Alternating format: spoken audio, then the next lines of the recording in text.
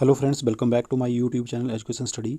Friends, आज की इस वीडियो में हम डिस्कस करेंगे HPSSC का प्रीवियस पेपर। इस वीडियो में हम हिस्ट्री और जियोग्राफी वाले सेक्शन के बारे में डिस्कस करेंगे। ये वाली वीडियो जो है हर किसी कम्पिटेटिव एग्जाम के लिए काफ़ी हेल्पफुल रहने वाली है, चाहे वो HP टैट का एग्ज़ाम हो या HPSSC का कोई भी एग्ज़ाम हो। तो फ्रेंड्स, वीडियो को ज़रा भी स्किप ना करें। तो चलिए वीडियो को शुरू करते हैं। तो फ्रेंड्स, क्वेश्चन नंबर 101 से शुरू करते हैं। सिंधु घाटी की मोहरें अधिकांश संभवित रूप से। तो फ्रेंड्स, इस क्वेश्चन का सही आंसर होगा ऑप्शन ए। सिंधु घाटी की मोहरें अधिकांश संभवित रूप से संपत्ति स्वामित्व को दर्शाती थी। ए वाला इसमें सही आंसर है। अगला क्वेश्चन, ब्राह्मण वे किताबें हैं जो सरोकार रखती हैं। इसमें बी वाला ऑप्शन सही होगा, बलिदान के विज्ञान से। ये वाला सही ऑप्शन है। नेक्स्ट क्वेश्चन, बिंबिसार संबंधित था। बिंबिसार जो था वो हर्यंक वंश से संबंधित था और हर्यंक वंश की स्थापना बिंबिसार ने की थी। इसमें ए वाला ऑप्शन सही होगा। और उसका पुत्र जो था उसका नाम था अजात शत्रु।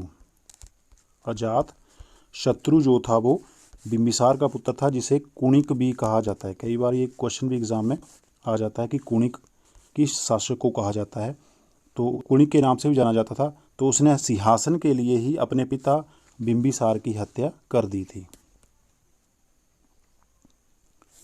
नेक्स्ट क्वेश्चन, बुद्ध को श्रेष्ठ रूप से दर्शाया जा सकता है। तो फ्रेंड्स, इस क्वेश्चन का सही आंसर होगा ऑप्शन बी, अज्ञेयवादी।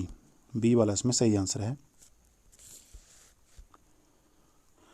नेक्स्ट देखिए क्वेश्चन नंबर 105, निम्न में से किसने प्रथम आक्रमण करके भारत के उत्तर पश्चिम भाग पर अपना शासन स्थापित किया।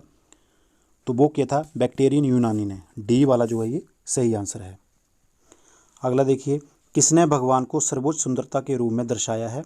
तो वो दर्शाया है सूफी ने। ए वाला इसमें सही आंसर है। नेक्स्ट क्वेश्चन, मोहम्मद बिन तुगलक क्यों विफल रहा। तो मोहम्मद बिन तुगलक इसलिए विफल रहा क्योंकि वह व्यवहारिक राजा नहीं था। इसमें ए वाला एक सही आंसर होगा। नेक्स्ट क्वेश्चन, निम्न में से कौन सा वाद्य यंत्र तुर्क द्वारा भारत में लाया गया।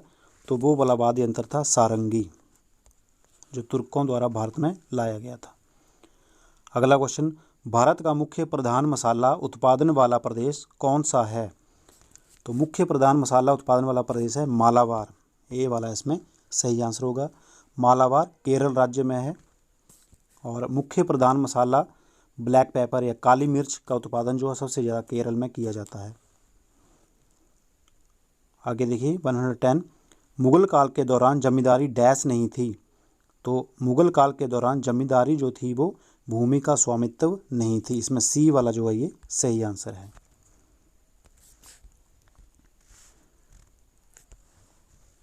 फ्रेंड्स, नेक्स्ट क्वेश्चन है, हाथी दांत चित्रकारी की एक विशिष्टता है। तो हाथी दांत चित्रकारी की विशिष्टता क्या है इसमें से। तो वो है अलवर शैली की। इसमें बी वाला सही आंसर है। फ्रेंड्स, अलवर शैली में हाथी दांत की प्लेटों पर चित्रकारी का कार्य, चित्रकार जो था वो था मूलचंद, उसके द्वारा ये कार्य किया गया था। मूलचंद नाम था फ्रेंड्स, ये नाम आपने याद रखना है। ये हाथी दांत की प्लेटों पर ये चित्रकारी करता था। आगे मारवाड़ शैली के बारे में थोड़ा सा डिस्कस कर लेते हैं। मारवाड़ शैली में प्रेम कहानियों का चित्रण किया गया है। जितनी भी प्रेम कहानियों का चित्रण किया गया है वो कौन सी शैली है, वो है मारवाड़ शैली। आगे देखिए बूंदी शैली। तो बूंदी शैली में पशु पक्षियों तथा पेड़ पौधों का चित्रण सर्वाधिक किया गया है। तो ये वाली शैली जो है पशु पक्षियों और पेड़ पौधों का चित्रण जो किया गया है वो किया गया है बूंदी शैली में। आगे देखिए बीकानेरी शैली। बीकानेरी चित्रकारी में ऊंट की खाल पर की जाने वाली चित्रकारी की जाती थी, जिसे उस्ता कहा जाता था। तो ये वाली चित्रकारी जो थी ये की जाती थी ऊंट की खाल पर। ये बीकानेरी शैली में की जाती थी। अगला क्वेश्चन 112, स्वामी दयानंद सरस्वती का मूल नाम था। स्वामी दयानंद सरस्वती का मूल नाम था मूल शंकर। बी वाला इसमें सही आंसर है।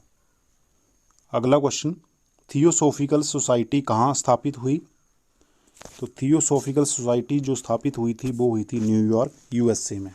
बी वाला इसमें सही आंसर है। फ्रेंड्स, थियोसॉफिकल सोसाइटी की स्थापना 1875 में हुई थी।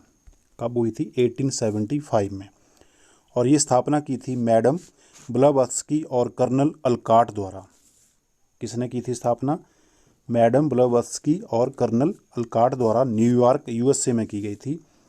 भारत में इस आंदोलन को फैलाने का जो श्रेय है वो जाता है एनी बेसेंट को। तो फ्रेंड्स, आपसे एक रिक्वेस्ट है कि हर एक क्वेश्चन को हम फुल एक्सप्लेनेशन के साथ डिस्कस करते हैं।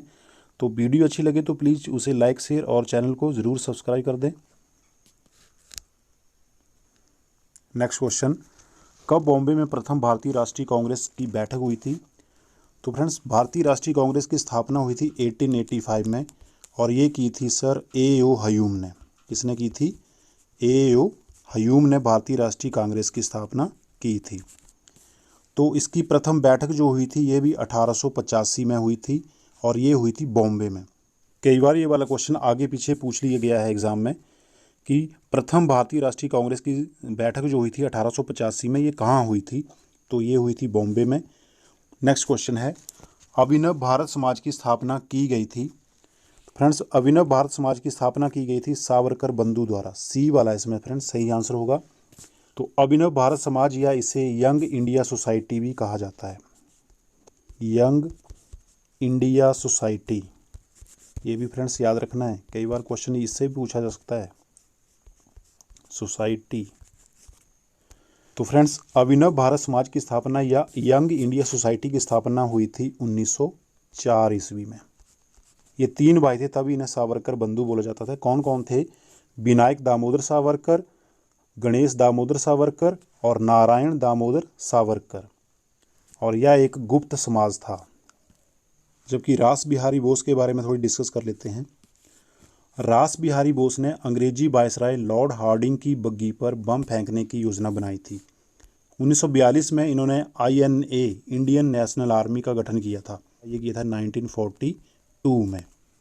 लाला लाजपत राय, इनके बारे में थोड़ी डिस्कस कर लेते हैं। लाला लाजपत राय भारत के प्रथम स्वतंत्रता सैनिक थे। इन्हें पंजाब केसरी भी कहा जाता है। क्या कहा जाता है? पंजाब केसरी। ये भारतीय राष्ट्रीय कांग्रेस में गर्म दल के 3 प्रमुख नेताओं में से एक थे। तो भारतीय राष्ट्रीय कांग्रेस के जो गर्म दल के नेता थे वो कौन थे? लाल, बाल और पाल। लाला लाजपत राय, बाल गंगाधर तिलक और बिपिन चंद्र पाल, ये तीनों ही गर्म दल के नेता थे। अगला क्वेश्चन, निम्न में से कौन सी पर्वत श्रेणी कश्मीर घाटी तथा सिंधु घाटी को अलग करती है? ये 4 पर्वत श्रेणियाँ दी हैं, इनमें से कौन सी पर्वत श्रेणी जो है वो कश्मीर घाटी और सिंधु घाटी को अलग करती है? तो फ्रेंड्स, वो वाली पर्वत श्रेणी है बृहत हिमालय पर्वत श्रेणी। डी वाला जो है ये सही आंसर होगा। नेक्स्ट क्वेश्चन, इलायची पहाड़ियाँ इस नाम से भी जानी जाती हैं। इलायची पहाड़ियाँ जो हैं वो और किस नाम से जानी जाती हैं? तो वो पहाड़ियाँ जानी जाती हैं पलानी पहाड़ियाँ। ए वाला फ्रेंड्स इसमें सही आंसर होगा। ये जो सभी पहाड़ियाँ हैं ये पश्चिमी घाट का ही स्थानीय रूप है। पश्चिमी घाट को ही कर्नाटक और तमिलनाडु में नीलगिरी कहा जाता है। केरल में पश्चिमी घाट को ही अन्नामलाई पहाड़ियों के रूप में जाना जाता है, और तमिलनाडु में इलायची पहाड़ियों के नाम से इन्हें जाना जाता है। तो इलायची पहाड़ियाँ, पलानी पहाड़ियाँ कहाँ हैं? तमिलनाडु में। अगला क्वेश्चन, गंगा नदी के दाएं किनारे की सबसे महत्वपूर्ण सहायक नदी है? तो वो वाली नदी है यमुना नदी।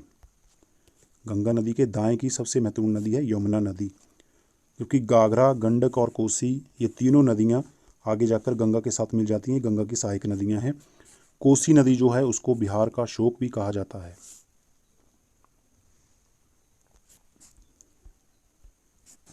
अगला क्वेश्चन, पश्चिमी विक्षोभ का निर्माण होता है? पश्चिमी विक्षोभ का निर्माण होता है भूमध्य सागर पर। ए वाला इसमें सही आंसर है।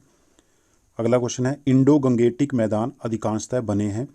तो ये वाले मैदान बने हैं जलोढ़ मिट्टी के। बी वाला इसमें सही आंसर है। इंडो गंगेटिक मैदान जलोढ़ मिट्टी के बने हुए हैं। नेक्स्ट क्वेश्चन, भारत की सबसे पुरानी पर्वतमाला। भारत की सबसे पुरानी पर्वतमाला जो है वो है अरावली पर्वतमाला। अगला क्वेश्चन, निम्न में से भारत की कौन सी झील झींगा उत्पादन के लिए जानी जाती है? इनमें से देखिए ऑप्शन दिए हुए हैं, बुलर झील, सांबर झील, चिल्का झील, या इनमें से कोई नहीं। तो कौन सी झील है जो झींगा उत्पादन के लिए जानी जाती है? तो झींगा मछली के उत्पादन के लिए जो झील जानी जाती है वो है चिल्का झील। और चिल्का झील जो है फ्रेंड्स भारत की सबसे बड़ी झील है, और यह झील उड़ीसा में स्थित है। बहुत ही इंपॉर्टेंट क्वेश्चन है ये वाला। चिल्का झील भारत की सबसे बड़ी झील और यह उड़ीसा में स्थित है। जबकि वुलर झील जो है वो भारत की सबसे बड़ी मीठे पानी की झील है। ये वाली झील जम्मू कश्मीर में है। और सांबर लेक जो है ये राजस्थान में है और यह भारत की सबसे बड़ी खारे पानी की झील है। ये वाली झील, ये झील राजस्थान में स्थित है और राजस्थान में इसे साल्ट लेक के नाम से भी जाना जाता है। नेक्स्ट क्वेश्चन, क्या हटाने के लिए कास्ट की पकाई की जाती है? कास्ट मतलब लकड़ी। लकड़ी की पकाई क्यों की जाती है, क्या हटाने के लिए की जाती है? तो वो की जाती है आर्द्रता, मॉइस्चर को हटाने के लिए। सी वाला इसमें सही आंसर है। नेक्स्ट क्वेश्चन देखिए, निम्नलिखित में से भारत का कौन सा बांध विश्व का सबसे उच्च गुरुत्व बांध माना जाता है? तो वो बांध है भाखड़ा नंगल बांध, विश्व का सबसे बड़ा उच्च गुरुत्व बांध। थोड़ा हीराकुंड बांध के बारे में डिस्कस करते हैं। हीराकुंड बांध जो है वो उड़ीसा में महानदी पर बना हुआ है, उड़ीसा महानदी में, और यह संसार का सबसे लंबा बांध है। इसकी लंबाई जो है वो लगभग 25.8 किलोमीटर है। संसार का सबसे लंबा बांध जो है वो है हीराकुंड बांध। नागार्जुन सागर बांध, नागार्जुन सागर बांध कृष्णा नदी पर बना है और यह तेलंगाना राज्य में स्थित है। और कोसी नदी गंगा की सहायक नदी, ये बिहार में बहती है। Next question, question number 125, jute उत्पादन में भारत की विश्व में स्थिति है? तो फ्रेंड्स, जूट उत्पादन में भारत की प्रथम स्थिति है। ए वाला इसमें सही आंसर होगा। और भारत में पश्चिम बंगाल कौन सी स्टेट है? वो वेस्ट बंगाल। पश्चिम बंगाल जूट के उत्पादन में शीर्ष पर है और पश्चिम बंगाल की राजधानी है कोलकाता।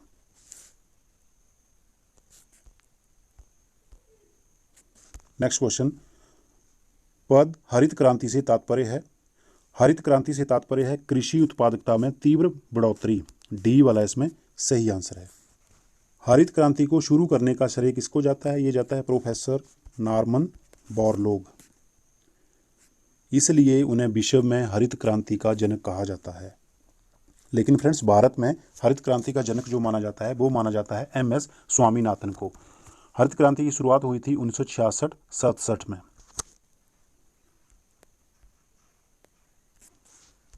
अगला क्वेश्चन, हल्दिया ऑयल रिफाइनरी स्थित है?